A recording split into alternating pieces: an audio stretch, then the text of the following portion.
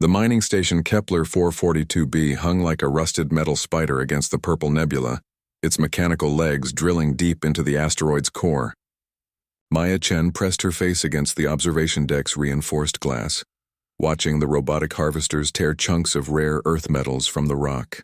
At 19, she was the youngest xenobiologist ever assigned to a deep space mining operation, though most days she felt more like a glorified janitor. "Another exciting day in paradise," she muttered, adjusting her regulation jumpsuit. The other crew members barely acknowledged her existence. To them, she was just the kid who got the job because her mother sat on the Colonial Council back on Earth. They weren't entirely wrong, but Maya had earned her doctorate in xenobiology at 16. She belonged here, even if nobody believed it.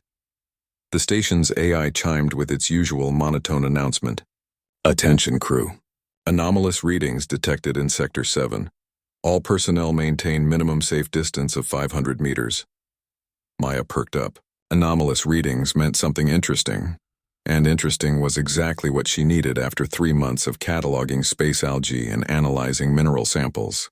She grabbed her scanner and headed toward the restricted section, her magnetic boots clanking against the metal corridors. The deeper sections of the station were older, built with heavier shielding to protect against cosmic radiation. Emergency lighting cast eerie shadows on the walls, and the air recyclers hummed with mechanical breathing. Maya had always found these areas peaceful, away from the constant chatter and complaints of the main crew quarters. Sector 7 was different today. The usual background radiation readings were spiking, and her scanner picked up energy signatures unlike anything in the xenobiology databases. The corridor ended at a reinforced blast door marked with warning symbols in 12 different languages. Maya had passed this door hundreds of times during her routine inspections, but today it was slightly ajar. Standard protocol demanded she report the breach immediately. Instead, curiosity won. Maya squeezed through the gap and found herself in a chamber she had never seen before.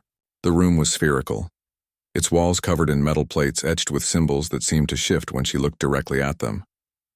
In the center, suspended by chains that appeared to be made of some crystalline material, hung a creature that defied every classification system she knew.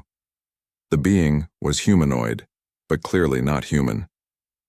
Its skin was a deep blue black that seemed to absorb light, and its limbs were elongated and graceful.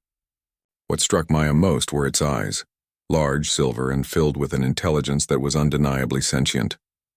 Those eyes tracked her movement as she entered, but there was no aggression in them, only sadness and something that looked almost like hope. The chains binding the creature pulsed with energy, sending visible waves of pain through its body. Burns marked where the restraints touched skin, and Maya could see that the being had been hanging here for a very long time. Its breathing was labored, and dried blood stained the floor beneath it. Maya's training kicked in. Whatever this creature was, it was clearly suffering. She approached slowly, hands visible and empty. The being watched her with those intelligent silver eyes, its head tilting slightly as if trying to understand her intentions. "Hey there," Maya whispered, her voice echoing in the strange chamber. "I'm not going to hurt you. My name is Maya." The creature's eyes widened and it made a sound, not quite speech but definitely communication. The melody was haunting, like whale song mixed with the resonance of crystal bells. Maya felt something stir in her mind, a presence that was alien but not threatening. She pulled out her portable scanner and began taking readings. The energy signatures were off the charts, but more importantly, the biological scans revealed something incredible. This being's neural activity was more complex than anything she had ever encountered. Its brain showed patterns that suggested not just intelligence but possibly telepathic abilities. The chains pulsed again, and the creature convulsed in obvious agony. Maya couldn't stand to watch it suffer. She moved closer, studying the restraints. The crystalline material was unlike anything in her databases, but the energy pattern suggested it was designed to drain the being's life force while keeping it conscious and aware. "This is torture," Maya said aloud, anger building in her chest. "Who would do this to you?" The creature looked directly into her eyes, and suddenly Maya's mind was filled with images. She saw star systems she didn't recognize, worlds of impossible beauty, and civilizations that spanned galaxies. She saw this being's people, tall, graceful, and clearly advanced beyond human comprehension. And she saw their destruction, their worlds burning as something dark and terrible consumed everything in its path. The vision ended abruptly, leaving Maya gasping.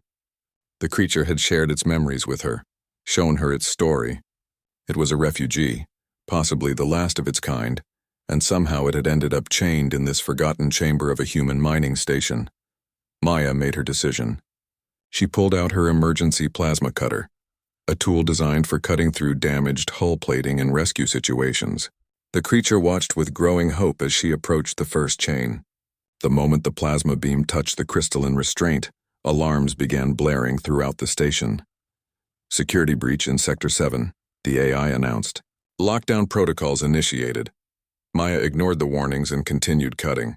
The chains were incredibly strong, requiring multiple passes with the plasma cutter. Each one that fell away seemed to restore some of the creature's strength. Its breathing became easier, and the burns on its skin began to heal with impossible speed. Heavy footsteps echoed in the corridor outside. Station security was coming, and Maya knew she would have a lot of explaining to do.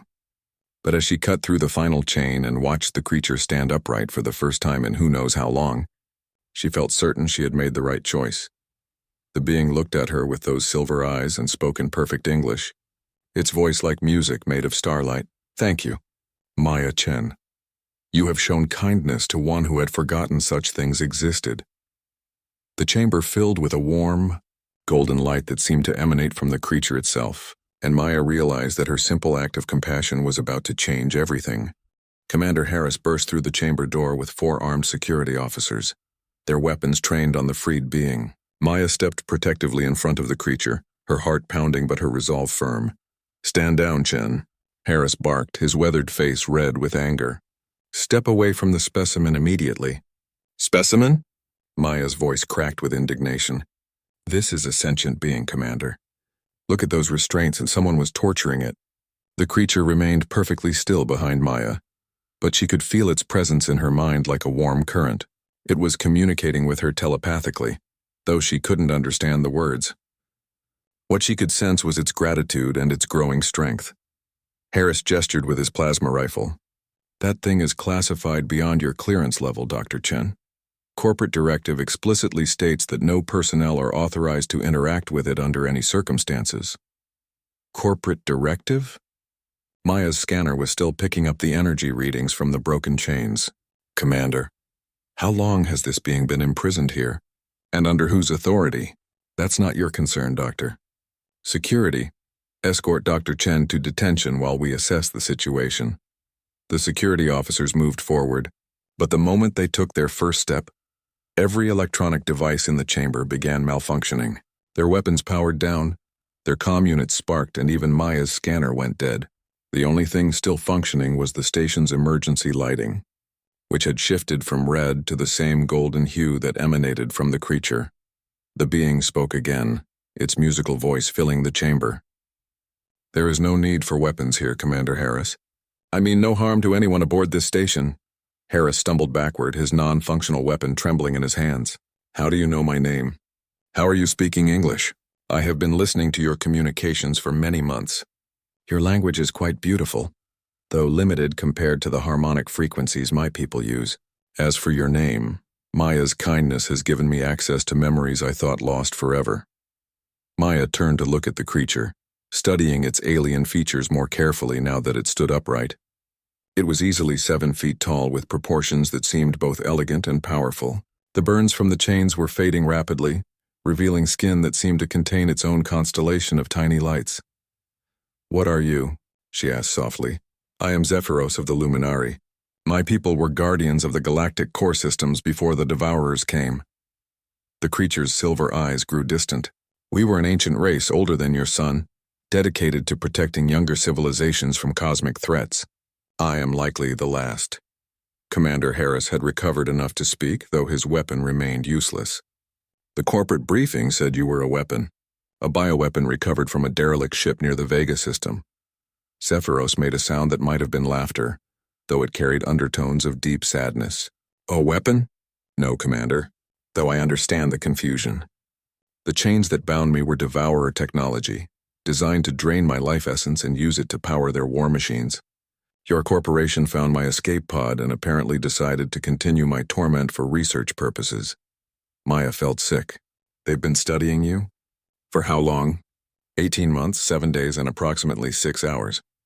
The pain made it difficult to keep precise time. The golden light in the chamber grew brighter, and Maya noticed that the strange symbols on the walls were beginning to glow in response to Zephyros's presence. The alien noticed her observation and nodded. This chamber was not built by your people, Maya. It is luminary technology, very old and very powerful. Your corporation built their mining station around it, perhaps without fully understanding what they had found. Harris stepped forward cautiously. If this is your technology, then you're responsible for the energy readings that brought us to this asteroid in the first place. Partially correct. This chamber is a beacon, designed to call for help across the galaxy. It has been broadcasting for millennia, waiting for someone with the compassion to free whoever might be imprisoned within. Maya heard that call, even if she didn't understand it consciously. Maya remembered the strange dreams she'd been having since arriving at the station. Dreams of distant stars and voices calling across the void. The nightmares. You were trying to communicate. Not nightmares, dear one.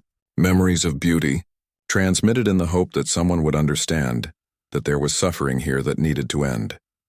The security team was becoming increasingly nervous as their equipment remained non-functional. One of them, a young officer named Torres, spoke up. Commander, maybe we should hear what it has to say. Our weapons aren't working anyway. Harris glared at Torres but couldn't argue with the logic.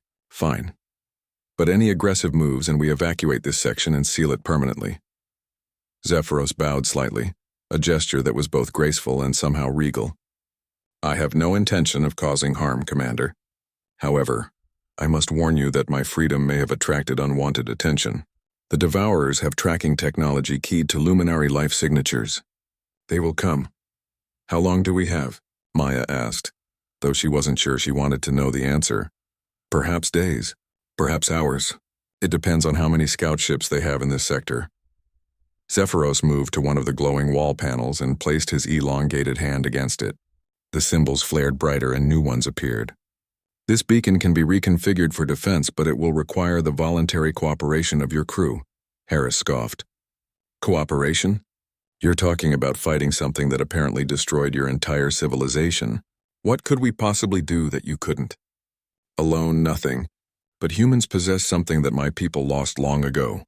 The ability to surprise. Your species thrives on chaos and unpredictability. The Devourers are ancient, orderly, and they plan for every contingency except the one they've never encountered. Maya studied the alien's face, trying to read the expressions in those silver eyes. You're talking about hope, aren't you? Your people had given up hope. We had become too wise, too careful. We spent millennia calculating the optimal responses to every threat, and in doing so, we forgot how to improvise. Humans excel at improvisation.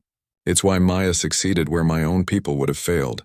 How so? Torres asked, clearly fascinated despite the situation. A luminary would have scanned the chamber, analyzed the energy patterns, consulted historical databases, and formed a committee to determine the appropriate response. Maya saw suffering and acted immediately to end it. That kind of decisive compassion is exactly what the universe needs to stand against the Devourers. The chamber's lighting suddenly shifted to a pulsing red, and new alarms began sounding throughout the station. The AI's voice echoed through the comm system, though it sounded different now, more musical, as if Zephyros's presence was affecting even the computer systems. Unknown vessels detected approaching at sublight speed. Estimated time to arrival, 14 hours, 37 minutes. Zephyros closed his eyes and Maya felt a wave of ancient sadness wash over her. They have found us. The real test begins now. The emergency meeting in the station's main conference room was unlike anything in Maya's experience. 37 crew members sat around the curved table, their faces showing varying degrees of fear, confusion, and disbelief. Zephyros stood at the room's center, his tall frame somehow managing to appear both alien and reassuring at the same time. Chief Engineer Kowalski was the first to speak. Let me get this straight. You're telling us that hostile aliens are coming here because we freed their prisoner, and our only chance of survival is to turn a mining station into some kind of fortress. That is an oversimplification, but essentially correct, Zephyros replied. His voice had a calming effect even when delivering terrifying news. The Devourers are not merely hostile. They are entropy given form. They consume not just matter and energy, but the very concepts of life and creation itself. Dr. Patel, the station's chief medical officer, leaned forward. How is that even possible? You're talking about beings that defy basic physics. Your physics are incomplete. Dr. Patel, your species has only just begun to understand quantum consciousness and the relationship between thought and reality. The Devourers exist partially outside what you call normal space-time. They are to your universe what cancer is to a living body. Maya had been studying the technical readouts that Zephyros had somehow interfaced with their computer systems. According to these scans, there are 7 ships approaching. Each one is roughly the size of a city. Correct. Devourer vessels grow as they consume matter and energy. These are likely scouts. Young ships, perhaps only a few thousand years old. Station Commander Harris rubbed his temples. Young ships that are thousands of years old. And they're the size of cities. How exactly are we supposed to fight something like that? Not fight, Commander. Surprise. Zephyros gestured to the wall displays, which now showed a 3-dimensional map of the asteroid field surrounding their station. The Devourers expect their enemies to meet them in open space with conventional weapons and tactics. They have adapted to defeat such approaches over millions of years. They have never encountered humans. Engineer Kowalski stood up, pacing as she thought. You said something about reconfiguring the beacon in that chamber. What exactly are we talking about? The Luminari technology in Sector 7 is more than a communication device. It is a reality anchor, designed to stabilize space-time in a localized area. With the proper modifications, it can create a defensive field that will force the Devourer ships to follow the physical laws of your universe, rather than their own. Maya's scanner had been picking up increasingly strange readings since the ships were detected. The energy signatures are changing. It's like space itself is bending around their approach vector. Precisely. Devourer vessels travel through folded dimensions, allowing them to ignore most physical barriers. The beacon can unfold space-time around the station, trapping them in normal physics. However, the process requires a very specific type of energy pattern. Dr. Patel looked skeptical. What kind of energy pattern? Conscious thought. Specifically, the thought patterns of beings capable of hope, creativity, and unpredictable decision-making. The beacon must be powered by living minds working in harmony. The room fell silent. Maya could see the fear on her colleagues' faces, but also something else. A growing determination that she recognized as distinctly human. You're asking us to link our minds with alien technology, said Torres, the young security officer. What are the risks? Unknown, Zephyros admitted. This has never been attempted with human consciousness. Luminari minds are structured differently than yours. You think in chaos patterns that we never fully understood. It might not work at all, or it might work too well. Chief Kowalski had been studying the technical specifications. The power requirements are enormous. Even if this beacon thing works, we'd be draining our fusion reactors to critical levels. We might not have enough power to maintain life support afterward. There is another option, Zephyros said quietly. I could surrender myself to the Devourers. They would take me and leave your station unharmed. Absolutely not, Maya said immediately. We didn't free you just to watch you get captured again. Harris looked around the table. We need to vote. All in favor of attempting this defensive plan, knowing the risks involved. One by one, hands went up around the table. Maya wasn't surprised to see that the vote was unanimous. Humans might be illogical and unpredictable, but they were also incredibly stubborn when their backs were against the wall. All right, Harris said. What do we need to do? Zephyros moved to the main display, his hands somehow interfacing directly with their systems. The beacon requires a network of conscious minds. Each person will need to be in physical contact with the luminary crystals, while maintaining focus on a specific emotional state. What kind of emotional state? Asked Dr. Patel. The same feeling that drove Maya to free me despite the risks. Compassion, hope, the determination to protect something precious even when the odds are impossible. Maya felt a chill run down her spine. You're asking us to feel hope while facing extinction. I'm asking you to be human, Maya. It is what your species does best. The next several hours were a blur of activity. The crew worked in shifts to modify the beacon chamber, installing contact points where each person could interface with the luminary technology. Zephyros guided them through the process, though Maya noticed that the alien seemed to be growing stronger with each passing hour. The beacon has been dormant for millennia, he explained when she asked about it. Having a luminary presence here again is restoring some of its original functionality, but it will still require human consciousness to achieve its full potential. As the Devourer ships drew closer, strange things began happening throughout the station. Electronics flickered in and out of functionality. Crew members reported vivid dreams even while awake. The artificial gravity fluctuated unpredictably. Reality is becoming unstable, Zephyros explained. The Devourers bring entropy with them. Space-time itself begins to break down in their presence. Maya was in the observation deck when she got her first visual of the approaching ships. They appeared as dark spots against the star field, but her eyes couldn't quite focus on them properly. They seemed to exist in multiple dimensions simultaneously, shifting between shapes that hurt to look at directly. Estimated time to arrival, 2 hours. 15 minutes, the AI announced. Maya activated her comm unit. All crew to Sector 7. It's time to find out if humans can save the universe. As she headed toward the beacon chamber, Maya tried to focus on the feeling that had driven her to free Zephyros in the first place. The sight of suffering had compelled her to act without thinking of consequences. Now she needed to hold on to that compassion, while facing something that could literally devour reality itself. The universe was about to discover just how dangerous human kindness could be. The beacon chamber had been transformed. Where once there had been empty walls and broken chains, now crystalline contact points jutted from every surface like frozen lightning. 37 crew members stood in a circle around Zephyros, each person's hand resting on one of the glowing interfaces. Maya took her position directly across from the alien, her palm pressed against a crystal that felt warm and somehow alive. Remember, Zephyros's voice echoed both audibly and telepathically. Focus on the moment you decided to act with kindness despite the risk. Feel that determination to protect something precious. The beacon will amplify those emotions and use them to stabilize reality around the station. Maya closed her eyes and thought back to that first moment when she had seen the chained being. The sight of suffering had cut through every rational thought and safety protocol. She had acted purely on compassion, and that compassion had led to this moment. Around the circle, she could feel the other crew members' minds, touching hers through the beacon's network. Dr. Patel was thinking about the oath he had taken as a medical officer, to do no harm and to protect life wherever he found it. Chief Kowalski was remembering the day she had pulled 3 miners from a collapsed tunnel, risking her own life because it was simply the right thing to do. Each mind in the network carried its own story of human kindness, its own moment of choosing hope over fear. The beacon began to resonate with these emotions, the crystals growing brighter as the mental network strengthened.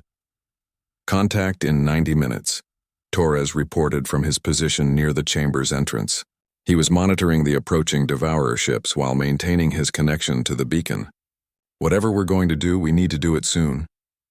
The first sign that their plan was working came when the artificial gravity stabilized. The random fluctuations that had been plaguing the station for hours suddenly smoothed out. Then the light stopped flickering and the background hum of the life support systems became steady and strong. The beacon is stabilizing local space-time, Zephyros announced, though his voice sounded strained. Reality is becoming more solid around the station. The Devourers will find it much harder to use their dimensional folding abilities here. Maya opened her eyes and gasped. The chamber was filled with light, not the harsh artificial illumination of the station's systems, but something warm and golden that seemed to come from everywhere at once. The walls had become transparent, showing not the asteroid rock beyond, but something else entirely. Stars. Thousands of them, burning with impossible colors and arranged in patterns that suggested intelligence. Maya realized she was seeing through the beacon sensors, perceiving space as the Luminari did. Those are the protected worlds, Zephyros explained, his silver eyes reflecting the starlight. Every point of light represents a civilization that my people once guarded. Most are dark now, consumed by the Devourers over the millennia. But even as Maya watched, some of the dark points began to flicker back to life. New stars appeared in the cosmic display, burning with fresh light. "What's happening?" she asked. "Hope," Zephyros replied simply. "Human consciousness is resonating across the galaxy through the beacon network. Your emotions are reaching worlds that thought themselves abandoned. You are showing them that resistance is still possible. Dr. Patel's voice carried wonder and disbelief. Are you saying that what we're feeling here is being transmitted to other planets? The luminary beacon network spans the galaxy. Most nodes have been dark for millennia, but they were designed to activate in response to specific consciousness patterns. Your species generates those patterns naturally. Commander Harris, who had been skeptical throughout the planning phase, now spoke with growing awe. How many worlds are receiving this signal? Thousands, perhaps tens of thousands. Civilizations that have hidden in the dark corners of space for generations are stirring. They feel what you feel, the determination to protect something precious even against impossible odds. The beacon's hum grew stronger, and Maya felt the network expanding. Not just the crew of the mining station, but minds from across the galaxy were joining the connection. Alien thoughts touched hers.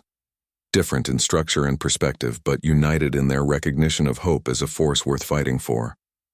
Contact in 30 minutes, Torres announced. And the ships are changing course. They're moving away from their original approach vector. Through the beacon's expanded senses, Maya could perceive the Devourer vessels more clearly. They were wrong in ways that hurt to contemplate. Dark voids in space-time that consumed light and possibility wherever they passed. But now they were struggling against something they had never encountered before. They're confused, Zephyros said, and for the first time since his release, he sounded hopeful. Devourer ships navigate by following lines of entropy and despair. But the beacon is generating the opposite. Patterns of creation and hope that their sensors cannot interpret. One of the ships broke away from the formation, accelerating toward the station at incredible speed. But as it approached the beacon's influence, something remarkable happened. The vessel began to slow, its reality-bending abilities failing as local spacetime became too stable for its exotic physics to function. The lead ship is trapped in normal space, Chief Kowalski reported with excitement. Its engine readings match conventional fusion systems now. It's just another spacecraft. The ship fired some kind of energy weapon, but the beam dissipated harmlessly against the beacon's field. Whatever exotic principles powered Devourer weapons, they couldn't function in an area where hope and determination had literally rewritten the laws of physics. Maya felt something new through the network. Laughter. It was coming from the alien minds that had joined their connection. Species that had spent generations hiding from the Devourers were watching their ancient enemies rendered powerless by human stubbornness and compassion.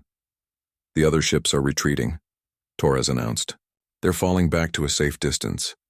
But Zephyros looked troubled despite their apparent success. This is only the beginning. The Devourers will adapt as they always do. They will send larger forces, older ships with more sophisticated abilities, and they will study what happened here. Maya squeezed the crystal interface tighter, feeling the warm pulse of the beacon's energy. Then we'll be ready for them.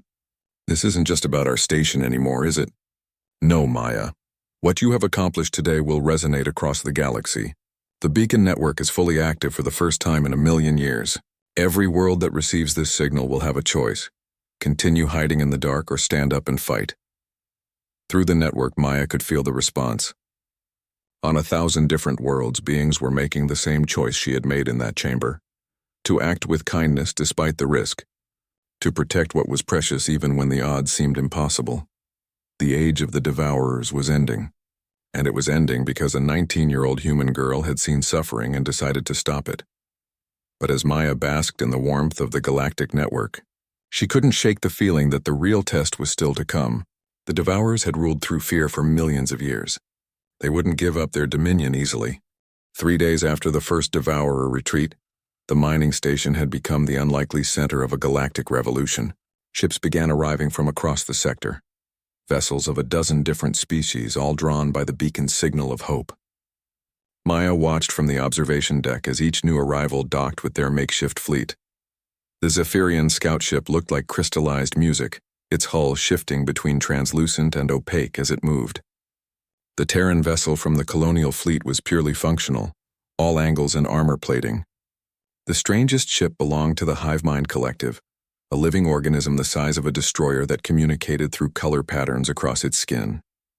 I never imagined I would see such a gathering, Zephyros said, joining Maya at the viewport.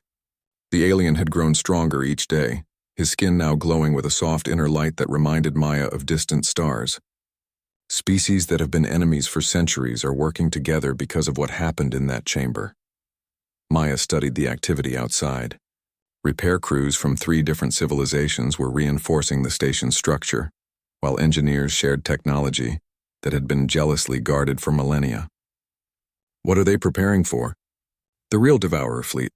Those scout ships were nothing compared to what's coming. The hive mind's deep space sensors have detected massive movement in the galactic core, ships that are millions of years old, some the size of small moons. Dr. Patel's voice came over the intercom. Maya, Zephyros, please report to the command center. We have a situation. They found the command center packed with representatives from the allied species. Captain Yuriko of the colonial fleet was standing at the main display, pointing to a tactical readout that made Maya's blood run cold. Long-range sensors show a Devourer armada approaching from the core systems. 700 vessels, including what appears to be a Harvester-class world ship. Yuriko's expression was grim. Estimated arrival time is 18 hours.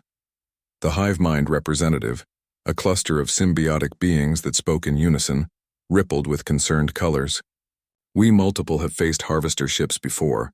They are mobile factories that turn entire star systems into raw material for more ships. Defeating one requires the combined fleets of a dozen worlds. We don't have a dozen worlds, Commander Harris pointed out. We have maybe 40 ships and a mining station. Zephyros moved to the display, his hands interfacing with the human technology in ways that shouldn't have been possible. Perhaps we don't need a dozen worlds. We have something the Devourers have never encountered. Human unpredictability amplified by the beacon network. The display changed, showing not just the approaching Devourer fleet but something else. Energy patterns spreading from the beacon like ripples in a pond. Maya realized she was looking at the effect of human consciousness on space-time itself. The beacon is doing more than just stabilizing local reality, Zephyros explained. Human thought patterns are fundamentally chaotic in ways that create new possibilities.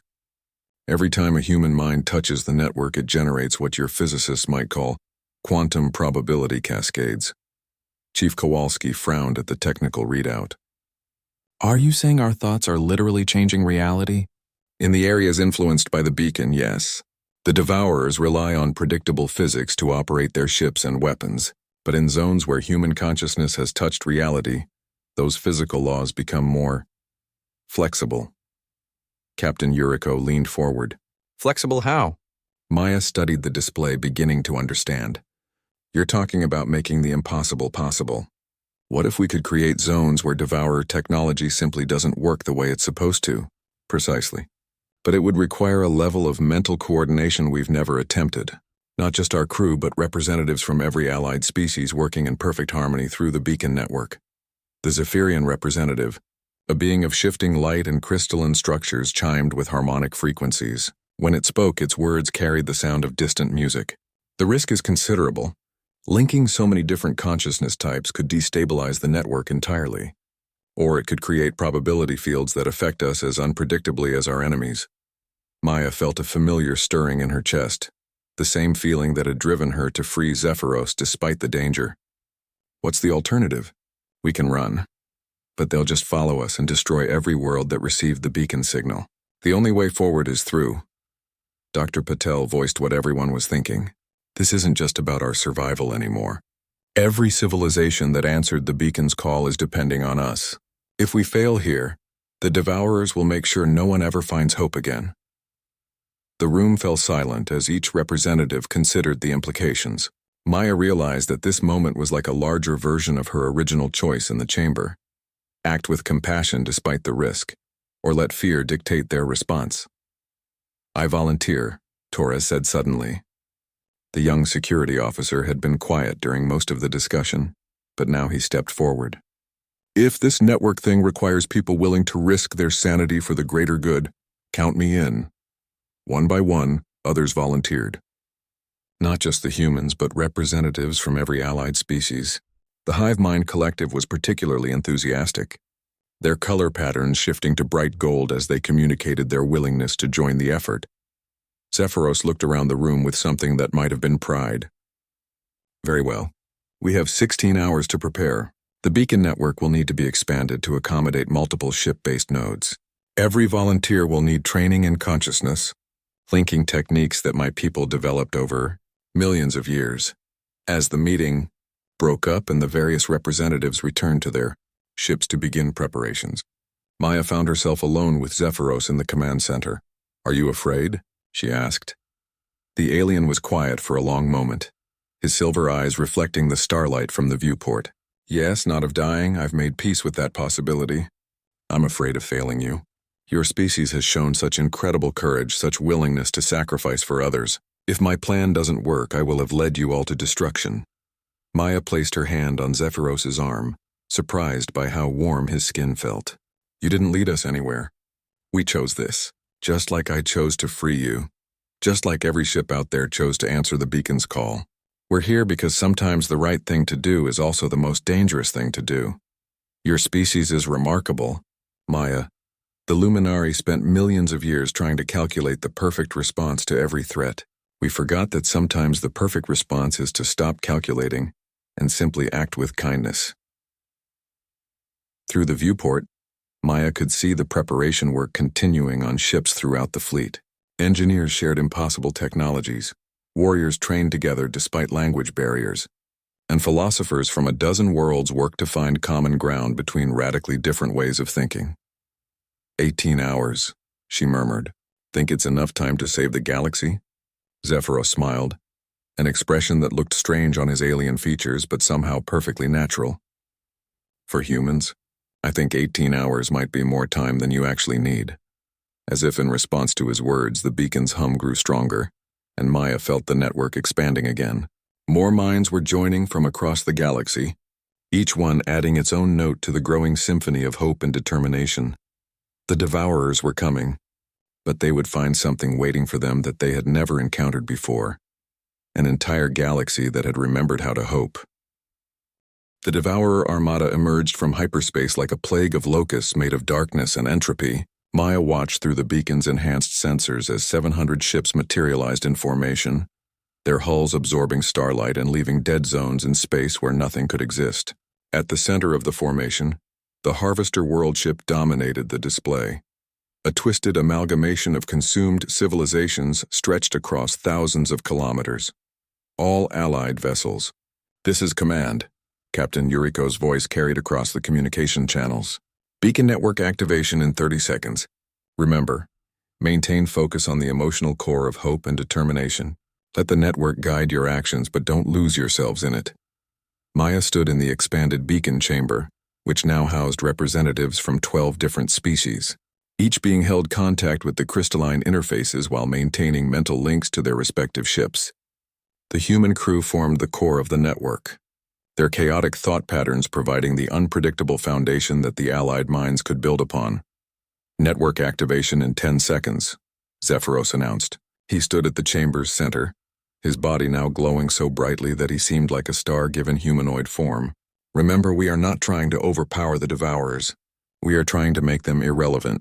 The beacon activated with a sound like reality itself, taking a deep breath.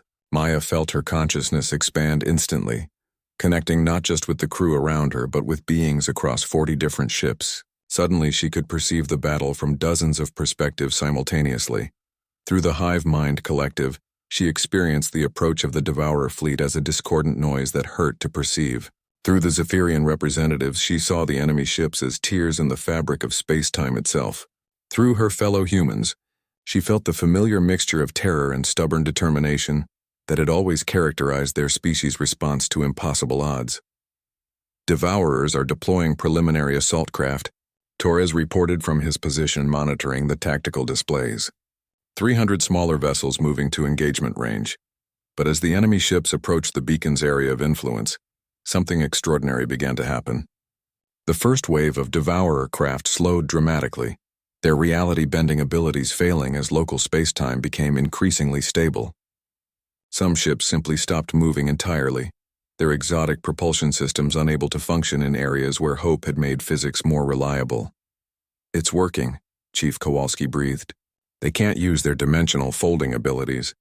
They're trapped in normal space with us." The Devourers adapted quickly, switching to conventional weapons and propulsion systems. Energy beams lanced out from their ships, but even these seemed weakened by passage through the beacon's field. What should have been planet-killing weapons barely scratched the hulls of the Allied vessels.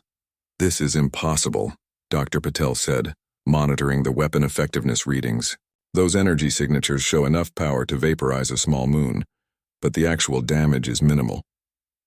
Zephyros's voice carried across the network, both audible and telepathic. "Human consciousness doesn't just stabilize reality, it makes reality more hopeful. In zones influenced by your thoughts, weapons of destruction are less effective while tools of creation and protection become more powerful." Maya felt the truth of his words through the network. The Allied ships were functioning beyond their design specifications. Shields held against impossible punishment, weapons fired with greater accuracy than their targeting systems should have allowed, and damaged systems repaired themselves with impossible speed. But the real surprise came when the Allied fleet began its counterattack. Captain Yuriko had ordered a coordinated assault on the smaller Devourer vessels, expecting a conventional space battle. Instead, something entirely unprecedented occurred.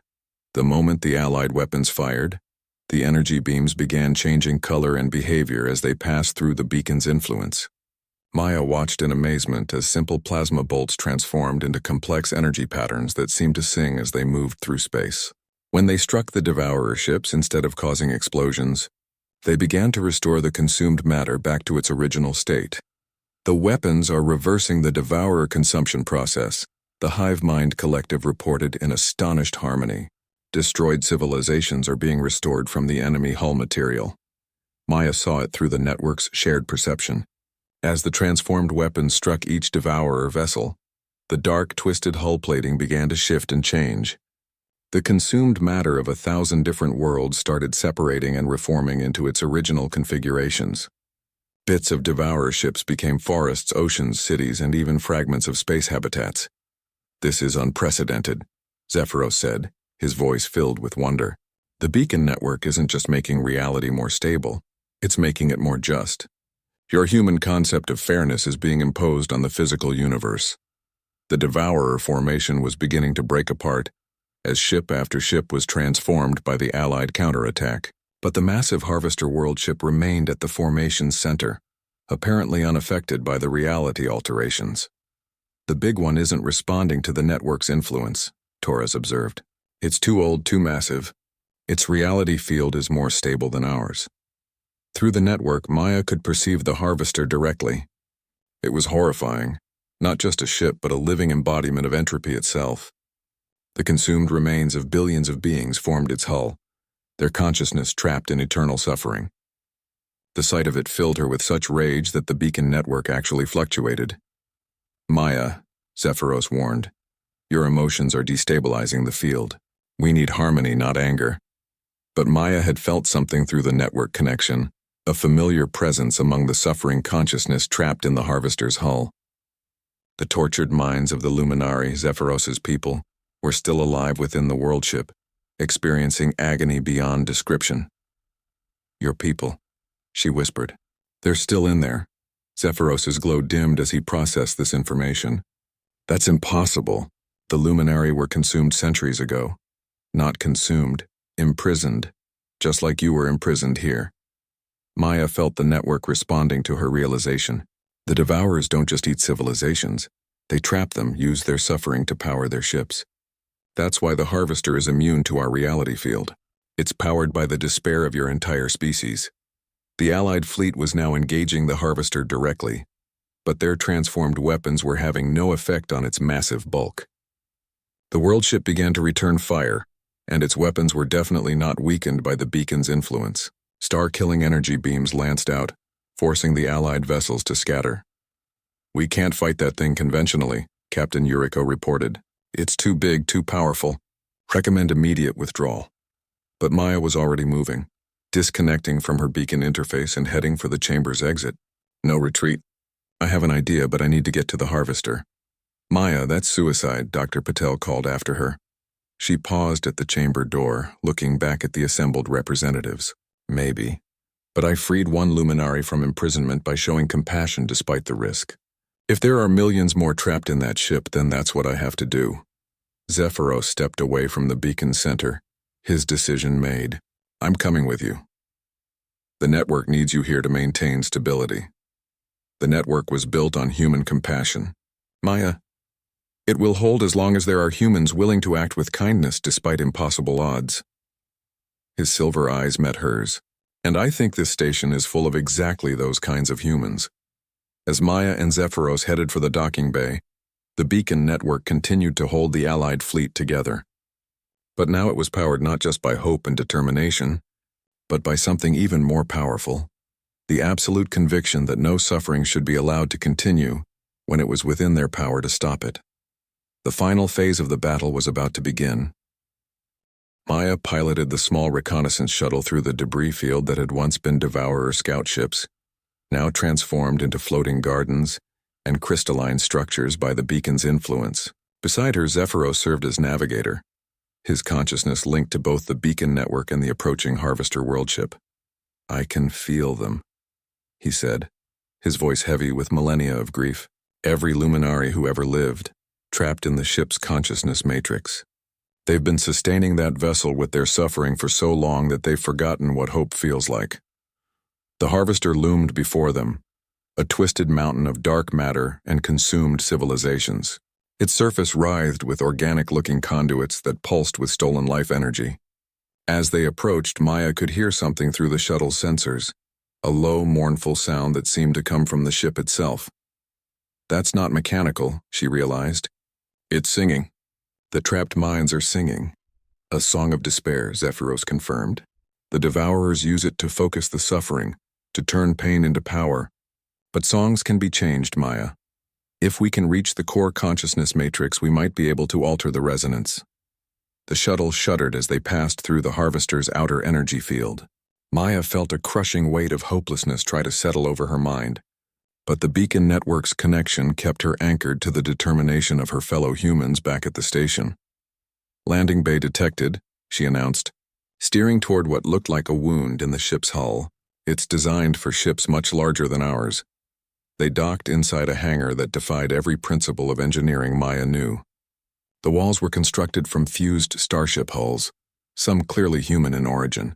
Gravity pointed in multiple directions simultaneously, and the air itself seemed thick with the weight of accumulated sorrow. Stay close, Zephyros warned as they left the shuttle. The ship will try to separate us to feed on our individual despair. But together, connected to the network, we might be strong enough to resist. They moved through corridors that had been grown rather than built, their surfaces covered in a substance that felt disturbingly organic. Maya's scanner showed massive energy readings ahead, the consciousness matrix that powered the entire worldship. There, Zephyros pointed to an archway that glowed with sickly bioluminescence. Beyond that threshold lies the core. But Maya, once we enter, there may be no way back. The ship will do everything it can to add our consciousness to its collection. Maya checked her equipment one last time. Instead of weapons, she carried the portable beacon resonator that Chief Kowalski had constructed during their final preparations. If her theory was correct, it would allow her to project the network's influence directly into the Harvester's consciousness matrix. Ready, she said, though her voice trembled slightly. They stepped through the archway and into a chamber that shouldn't have been possible. The space was vast beyond comprehension, filled with floating nodes of light that pulsed in rhythm with the mournful song. Each node contained the consciousness of a luminary, their minds trapped in eternal loops of suffering and despair. At the center of the chamber, a massive crystalline structure rose like a twisted tree. Maya recognized it immediately. It was luminary technology, but corrupted and perverted into something horrible. The consciousness matrix was actually a beacon, she realized, designed to spread hope but modified to broadcast despair instead. My people, Zephyros whispered, his glow dimming as he saw the extent of their imprisonment. So many. The ship had detected their presence. Tendrils of dark energy reached toward them, trying to ensnare their minds and add them to the matrix. Maya activated the portable resonator, creating a small bubble of the beacon's influence around them. The core crystal, she said, pointing to the structure's apex. If we can reach it and reverse the resonance pattern. But even as she spoke, the ship began to respond more aggressively. The walls themselves came alive, reaching for the intruders with grasping appendages of consumed matter. The song of despair grew louder, trying to overwhelm their connection to the beacon network. Maya felt the weight of 1,000,000 years of suffering pressing down on her consciousness. Through the matrix, she could sense the trapped minds of not just the luminary, but countless other species that had been consumed over the millennia, all of them singing the same hopeless song, their combined despair powering a machine of entropy that had devoured star systems.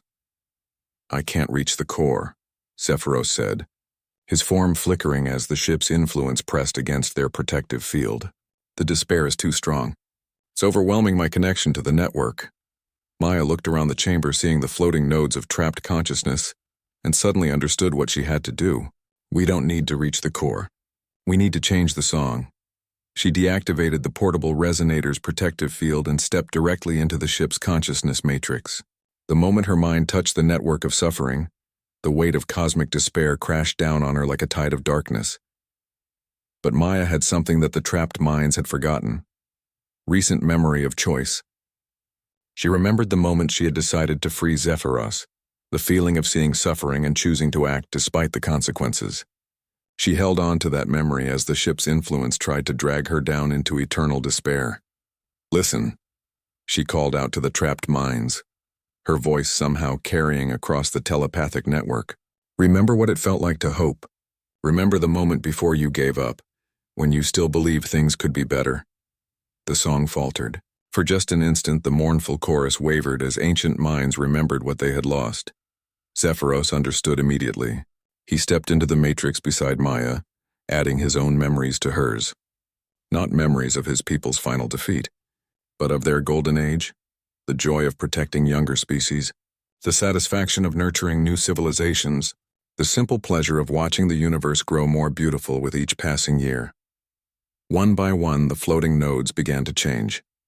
The trapped luminary consciousness started to remember hope, and as they did, their despair transformed into something else. The song of suffering became a harmony of remembered joy, and that harmony began to spread throughout the entire matrix. "It's working," Maya gasped. Though the effort of maintaining her identity against the ship's influence was exhausting, the resonance is changing. The effect cascaded through the world ship's systems. Power conduits that had pulsed with stolen anguish now glowed with recalled happiness. Weapon systems designed to spread entropy began to malfunction as their power source shifted from despair to hope. The very structure of the harvester started to come apart as its fundamental purpose was inverted. Through the beacon network, Maya could feel the Allied fleet watching in amazement as the massive world ship began to transform. Its dark hull was brightening, sections of consumed matter separating and reforming into their original configurations. Entire worlds were being restored from the ship's substance, complete with their original populations awakening from imprisonment. But the transformation was taking everything Maya had. She felt her consciousness beginning to merge with the matrix, becoming part of the restored beacon network that the harvester was becoming. Through fading awareness, she sensed Zephyros beside her, his own identity dissolving as he channeled the combined joy of his people's resurrection. "Maya," his voice seemed to come from very far away. "Thank you for showing us that kindness is never wasted, even when it seems hopeless." The last thing Maya saw before her individual consciousness faded was the sight of 1,000,000,000,000 restored minds joining the galactic beacon network, their combined song of hope spreading across space to reach worlds that had hidden in darkness for eons. The age of the Devourers was ending not with violence, but with the simple recognition that suffering was a choice, and that choice could always be changed. When Maya opened her eyes, she was back in the shuttle with Zephyros beside her. But she was different now, connected permanently to the beacon network, able to perceive the restored galaxy through the consciousness of billions of allied minds. "We did it," she said, though her voice carried harmonics that hadn't been there before. "No," Zephyros replied, his own voice similarly changed. "You did it. A human girl who saw suffering and chose to act with kindness, despite every rational argument against it. The galaxy will remember this moment for the rest of time." Through the shuttle's viewport, Maya could see the space where the harvester had been. Now it was a cluster of restored worlds, each one glowing with the light of reborn civilizations. And spreading out from that center, the beacon network carried its message to every corner of the galaxy. Hope was possible, kindness mattered, and no suffering was too ancient to be healed. The universe had learned that humanity's greatest weapon was not their technology or their stubbornness, but their absolute refusal to accept that any situation was truly hopeless, and that lesson would echo across the stars for generations to come.